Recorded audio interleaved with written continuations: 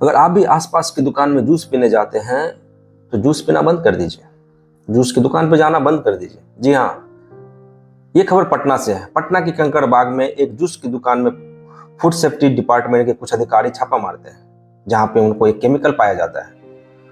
जब दुकानदार से बातचीत किया गया तो दुकानदार बोलता है कि ये केमिकल का नाम डी केमिकल है और इस केमिकल का इस्तेमाल वो लोग जूस को गाढ़ा करने के लिए इस्तेमाल करता है। वास्तव में उस दुकानदार को भी नहीं पता है कि ये केमिकल कितना हानिकारक है। ये केमिकल हमारे शरीर में कैंसर को बढ़ावा देता है। इस केमिकल से हमारी जान भी जा सकती है।